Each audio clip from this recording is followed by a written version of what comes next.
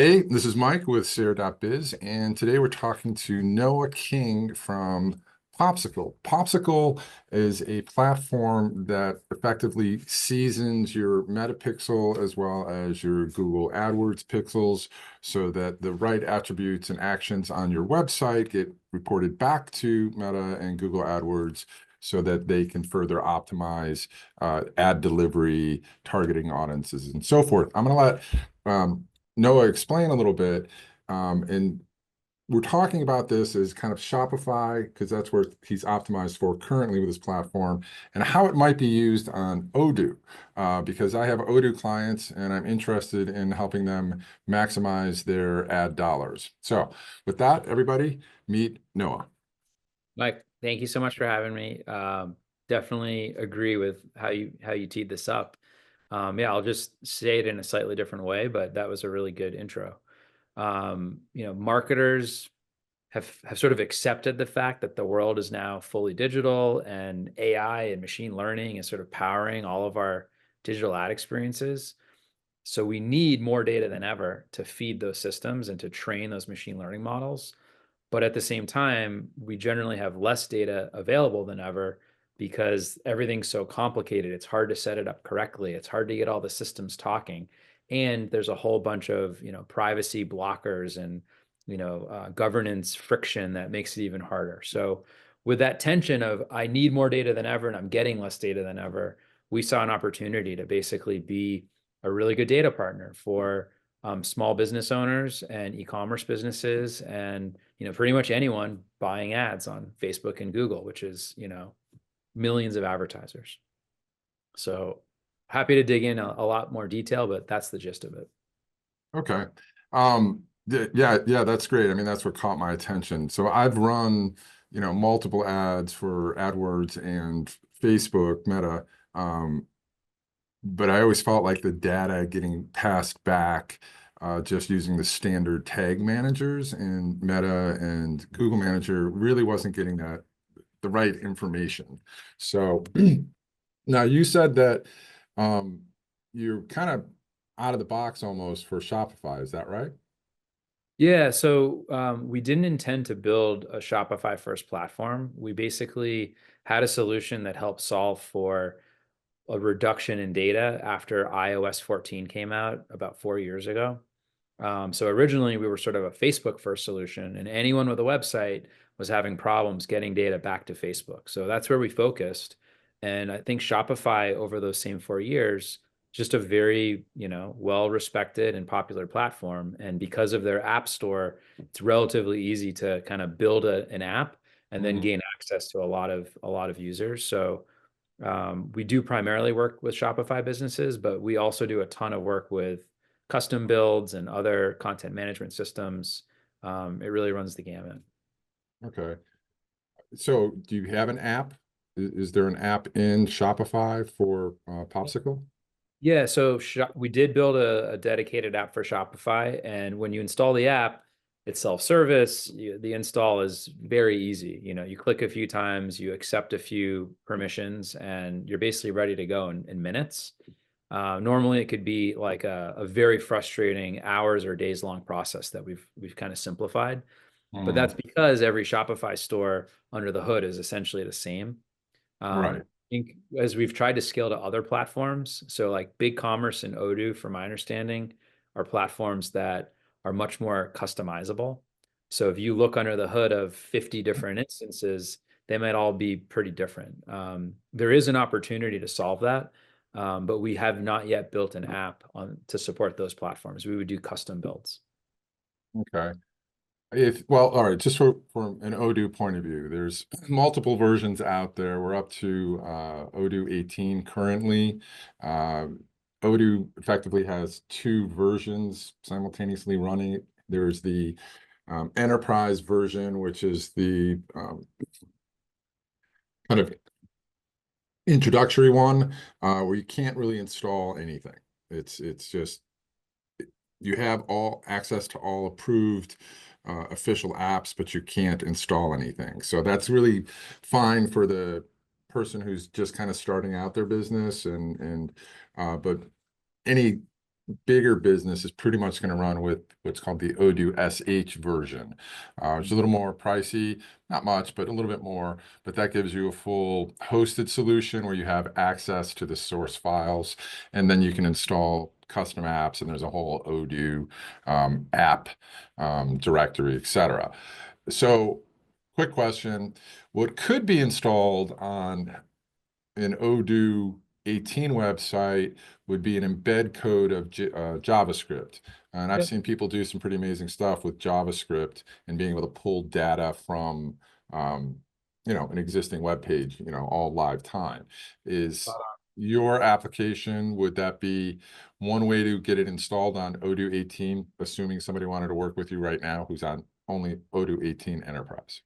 Yeah, so for any of the companies we work with that aren't on Shopify, and actually, even if you looked at how our Shopify app works, it's literally just injecting our JavaScript and then subscribing to their API. But yeah, that's exactly how we install. It's one line of code. We have our own, web app that you would create your account. It has your account settings, all the pixel information for sending data to Google and sending data to Facebook. And the one little line of JavaScript just has a unique token tied to your account. And it says, load up all the Popsixle code for this account. So that's getting it to initialize. And Right. then the custom work that we do would be tagging the site, making sure, a purchase event is sent when you hit the thank you page, and an add to cart event is sent when you click the add to cart button, and just making sure that those actions and those page destinations are mapped to the right corresponding funnel steps. So it's actually not that far out. And There, it typically custom install is like a couple hours of work. Like it's not that heavy a lift. oh, nice. Because in general, Odoo is going to have the same across platforms. The core architecture of the fields, names, and so forth, if that's how you're tracking it for your tagging purposes, those are all pretty much going to be the same. Some people are going to have some customizations at more of a code level and might have some customized field names, but that's going to be less so. And those customizations are probably not going to affect the standard functions that you're going to want to be tracking. Yeah, So no, that's music to my it's ears. very much like Shopify that way, where Yeah. it's kind of plug and play. You put in specifically on e-commerce wise, it's an Odoo field name that's pre-existing by default, like it is in Shopify. You can have your customized attributes, etc., and your names and images, blah, blah, blah. But those fields and those container names are pretty standard. So that's awesome. That's great. Earlier, so that's good to know that it wouldn't be that hard to implement your software on here. And real quick, just to give people something exciting to know, can you just give me some quick stats on successes of Popsixle with other clients who, they Yeah. just Yeah. So throw out some numbers if you want. Yeah, so most people are not getting enough data or enough quality data sent back to their Google ad account and their Meta Facebook ad account. And when we run our software, we've always used a free trial as a way to get people to have a very low risk, entry point. And we've converted 70% of free trials into paying customers because typically people will see a 20% lift in ad performance within days. Basically, again, all these systems are built on machine learning. If they're getting a partial view of your data, they're doing a lot of guessing. As soon as that data gets fully restored and you go from kind of an okay data connection to a great data connection, that machine learning system starts humming, starts working optimally, and you get better performance in the auction. You get more accurate attribution. You have more stability with your ads and the ability to scale them. So those are all the best possible outcomes to get if you're a digital advertiser and you invest in better data. So again, very high success rate with converting people from trial to customers. And we've been in business for just about 3 years. We have some customers that have been with us the full 3 years. They turn it on, they're afraid to turn it off because Why would you want to give up 20% better performance? Right. So that's awesome. 20% just kind of, almost overnight, little implementation time. Yeah. Um, Yeah. and I looked at your pricing, you're like $100 a month currently or something like that. So our pricing is just under $100 a month as a flat fee. And then we charge 0.1% of the processed revenue. There is a cap on that, but basically, let's say a company does $200,000 a month in revenue, they would Okay. be charged $200 as a usage fee. And Oh, we moved to usage fees because so many of our customers have good months and bad months because they're seasonal businesses. So you might do, 500K from November 15th to December 15th, and then do 50K in the doldrums of March. So when you have that much variability, we said this isn't fair. We're either, a lot of people were getting overcharged. So by making it usage based, you just pay for what you use. You have a big month, you make tons of money, you pay a little bit more. You have a quiet month, you pay a little bit less. nice. That's a fair approach and kind of unique. It's like a phone plan. I mean, we're not a utility company, but we took you don't need to reinvent the wheel with pricing, but think of like, oh, I used more minutes, I made more phone calls. Right. Okay. Well, honestly, that's nothing, right? I mean, if you're, yeah, you, it's nothing if you've got the sales volume to back it up. So, If your ad dollars are going 20% further, for us to take 0.1% of revenue is very small. I mean, if nice. anything, our investors tell us we should charge more. But And I think investors, right? Shareholders. yeah, we try to put the customers first. And again, we've gotten a lot of feedback, and most people are really happy with the return on investment. Nice. So earlier you mentioned, because I explained how Odoo is, it's e-commerce, it's lead generation, it's also POS, et cetera, and has, integration with this contact relationship manager, blah, blah, blah. You mentioned how an improper implementation of, uh, let's just go with the Facebook pixel, can Yep. actually cause improper data being sent back to Facebook, and Facebook kind of stealing credit for ad sale, or not ad sales, stealing credit for sales that Yeah. they're not actually involved in. Can you explain that a little bit? Yeah, this is a really common pain point. I mean, put simply, nobody trusts Meta to grade their own homework. Nobody trusts Google to grade their own. Of course, Right, they're going to take credit as much as possible. Why wouldn't they? right, So a lot of people have this pain point where, you know, you know your business, you know your numbers, you know your sales. Let's say you did $100,000 in sales, and you're thinking, yeah, probably half came from Facebook, half came from Google, or maybe you have other sales channels as well. Well, if you're thinking that mentally, all right, I'm expecting Meta to take credit for $50,000. If they right. take credit for 90,000 and Google takes credit for 90,000, you're like, wait, they're both taking credit for 90%. How's this possible? This is actually a really common problem. And I think what makes matters worse is, again, if you have a more complicated business where some of your sales are web-based e-commerce, website actions, the other ones are maybe retail, offline, through a partner, et cetera. Mhm. If you set up a really basic data connection, you're basically setting up a relay. And any data that hits that system is going to get piped through to Meta and to Google. Well, Mhm. Meta is eager to take credit for as much as possible.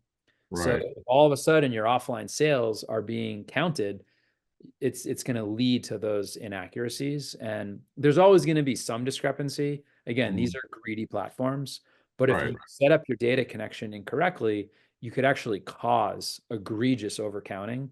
And it's so far off that you're like, I can't even use this. I don't even trust what I'm seeing. And that's a real fail, because that's Yeah, like that driving is. on the highway and you don't know how fast you're going and none of your controls are working. How do you steer confidently if the data is not there? Yeah, well, I can definitely, I can attest to that as far as, checking Google Analytics and what Google Analytics said we did in Odoo sales. And I'm like, yeah, no, this isn't Not matching even up, close. right? Not even close. So would you say the accuracy that your platform provides is 50% more accurate, 90% more accurate, 100% I accurate? I mean, mean, there's our always, goal, yeah, our goal is to be squeaky, squeaky clean. So okay, Meta in particular, I could go down a rabbit hole here. I'll keep it at a high level, but Meta in particular tends to overcount. And the reason they overcount is it's less lower funnel, last click, and it's more like it built the intent and it drove the discovery, and they start taking credit when maybe other people should get the last click. So with Meta, what we do is we have a system where we actually generate a report once a day, and it says, here's all the purchases that you got. Here's the percentage of them that were tied back to Meta ad clicks. Let's compare that to what Meta actually took credit for. And if those two line up, you're doing great. That's squeaky clean. If you did 100 purchases and 50 of them had Facebook click IDs and Meta took credit for 80, well, what happened there? It should have been 50. So our right. system will actually generate a daily report that's grading Meta's homework.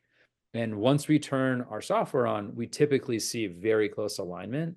And we built that so that you could get confidence and say, I actually can trust my data again. With Google, it's a little bit different. So with Google is much stricter. Maybe higher integrity would be the right terminology here, over a 7-day period. So when we turn on Popsixle, what we typically see is, because we're matching sessions and resolving identity and really doing a good job of collecting those Google click IDs, we usually see about a 10% lift in reported purchases over a 7-day period. So maybe there were actually 50 and your Google connection is reporting 45, we would see all 50. But what we found is, over time, let's say it was 50, but then you look at the same data 60 days later, well, we're still going to show 50. Now Google's going to show 75. And you go, whoa, what happened? How did that increase 50%? Google is greedier over time. They have like a 90-day look back window, which frankly is absurd, because again, Google is not like Meta. It's not building high level discovery intent. It's capturing that I'm ready to buy. I'm going to Google search, where do I get the cheapest price? How do I get this shipped to me tomorrow? That's very transactional. That's happening in real time. Why would I take credit for a purchase from 89 days ago when the click happened? That's almost fraud, in my opinion. I'm not trying Well, to yeah, call no, out I get what you're liars, but saying. that's My only crazy. defense for that would be depending on the source. So like AdWords and YouTube, right? YouTube advertisements isn't always as transactional. Sure. From like the last company I was working with heavily, we were kind of doing branding campaigns without anticipating an immediate transaction. Though, so I could see where that could happen. Although over a 90-day period, they're probably going to be seeing branding not only in YouTube, but from, Facebook as well. And on that note, do you have any kind of blended information? Because that would be So interesting. So that's a really hard problem to solve, and it's a really important problem. I mean, like I said before, you can't trust any of the platforms to grade their own homework. They Right. often will take credit for the same purchase. So Hmm. that whole realm of like multi-touch attribution, that's its own animal. We're a small startup, we're largely bootstrapped. We are not trying to, there's huge companies that are trying to tackle that, and that's Hmm. just sort of punching above our weight. So there Okay. are some really good systems out there that would give like partial credit, but you need to have a whole team of data scientists. You have to do all sorts of sophisticated modeling. We just, we're doing an audit trail. It's So something there to, a click ID? Okay, it either is or it isn't there. And in okay. general, we use 7-day click. We think of 7-day click as a really good balance where, you're giving yourself a little bit of a window, but I clicked more than a week ago. Like, should I really be getting credit? So again, that's the balance we came up with, and that's Okay. consistent. Yeah, I mean, you've got to make decisions Correct. to get things done. If you go, you could go on endlessly with all of the what ifs and never actually get anything done. Yeah. Exactly. So Yeah. just something to, Paralysis. what's that? Analysis paralysis. Yeah. Oh, yeah. I try to keep customers focused on ROI, Correct. the final decision makers, because, stay out of the Google Analytics. Just let's focus on ROI. Correct. Um, All right. So one other thing that has kind of popped into my head as we've been talking, on the note of erroneous attributions, it one thing that I do see often is it's curious is, people will see like well, there's a bunch of different ones. Let me just choose one. They see a Facebook ad and there's a call to action, but it's a phone number because some clients actually have better closing rates when there's a phone number than when there's a link, click through link. Yeah. But if there's, because people will call and say, hey, I saw your ad on Facebook. I want this. And it's here's the coupon code to, prove it, right? So in the backside of Odoo, now the user, generates a sales invoice, blah, blah, and then sends it to them. It goes out via email. Customer gets it, clicks it, and then can put in their credit card information. That's one method. Another method would be just take the credit card information right over the phone, but that invoice is still created and can be sent. I'm wondering if there uh, I'm sure require customization, but I'm just wondering if that a field could be added to that invoice or Yeah. somehow tied in with the coupon code. Because let's say it's specifically a Facebook campaign, that coupon code data could be tied back in so that that information could also be fed back to Meta. Is that Yeah. So in technically general, possible? it's definitely technically possible. In general, that's pretty doable if it's an in-house system. Yeah. Where it starts to get a little bit trickier is if that's handled through a third-party vendor. So let's say the call center is one vendor and the coupon management, all the coupon codes is a second vendor. And then you have, your Odoo system. But that's the beautiful thing about Odoo is Odoo is all one integrated system. Exactly. So with an integrated system, that's actually very feasible. Okay. Again, you need a little bit of custom work, but we're talking an hour or two of custom code. But in that Sweet. scenario, yes, you would want to have maybe a separate order source if it's coming from a phone call, Right. and then it's just a rule. You're just setting rules. If the data comes from this source, how do we want to handle it? What event do we want to send it as? How do Right. we demarcate the different coupons? So totally solvable for sure. Oh, that's sweet. That could be really, really cool because Yeah.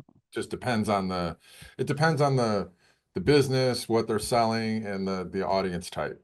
Some people Yeah. don't like to talk to humans at all. Other people do want to get on the phone and talk. And I've worked with a lot of companies that are, have to have that human, interaction for the transaction to happen, especially for higher priced items, right?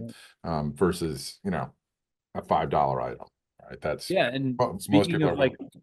that price spread, so one of the other things we offer as an advanced connection is we do custom logic. And, for a lot of businesses, there's a whole strategy around how they segment, high value versus low value customers, or Mhm. new versus return, or subscribers versus one-off buyers. So when you have that whole logic in your sort of data strategy, you need to Mhm. have a data connection that's aligned. Yeah. So I'll give you just one example. We work with a customer who sells nutrition supplements, and they want to sell this full stack of protein and BCAAs and pre-workout, and it's like 4 or 5, 6 different products, different stacks. And that's over $100. That's what they want to sell. But the way that they market is they have a pretty low cost promotion where you get a sample and it's, you just pay for shipping and it's worth like $15. Well, not surprisingly, Meta loves optimizing to that low value person. It's very transactional, it's a lower barrier. They're getting huge volume with really low cost pers, and Meta's thinking, I'm getting you all these purchases, you're going to be happy. But then look at the data and they're like, why is our average order value $20? We're trying to sell these $100 stacks. So when we learned that that's how their business was set up, we said, oh, well, why don't we send separate events? Everything's going to send a purchase event. That's standard.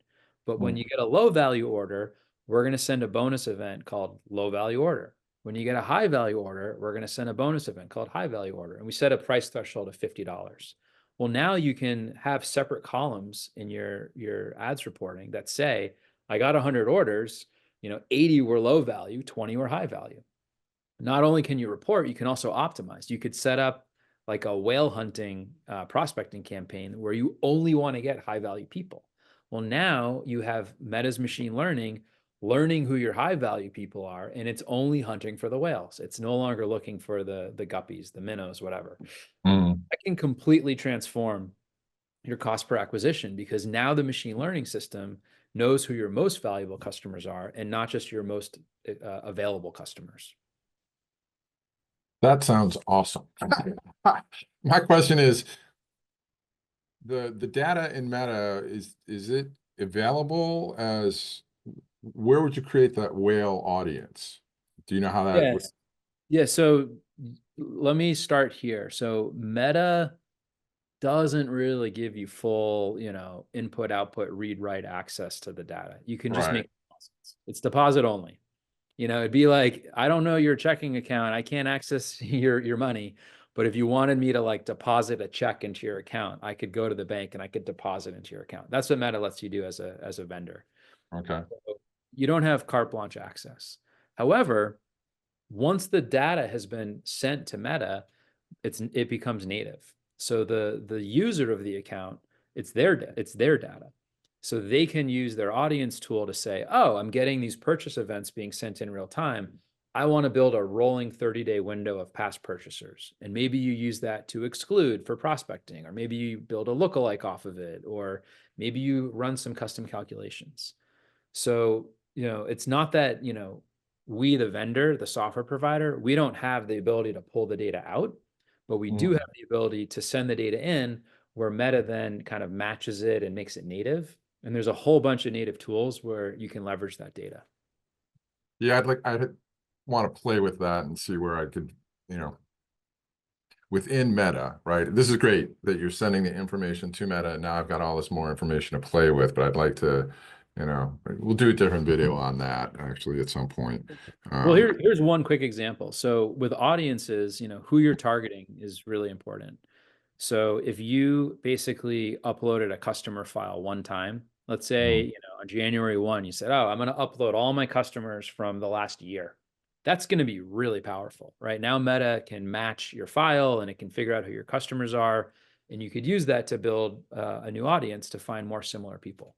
Well, what if now it's February 1 and that file is 30 days old? And then it's April 1 and now it's a whole quarter old. And then it's, July 1 and it's half a year old. As soon as you upload it, it's already obsolete. When you set up a data connection and it's a real-time data feed, well, now you could build a file that says, I want a rolling window of my customers from the last 90 days. And every day it's going to advance one day. You never have to set it up again. That is a real-time audience. That is super powerful. well, I'm interested very much to explore Popsixle further, and hopefully I can get an implementation on a Odoo website, and we'll have some more specific data the next time we do an interview. Is there Yeah. anything else you'd like to say before we wrap up today? If anyone's listening, I'll just say, check out our website. It's pronounced Popsicle, but it's spelled POPSIXLE.com. But yeah, Nice. thank you so much for having me on, Mike. Really appreciate it. You're welcome. It's good to meet you, and see you next time.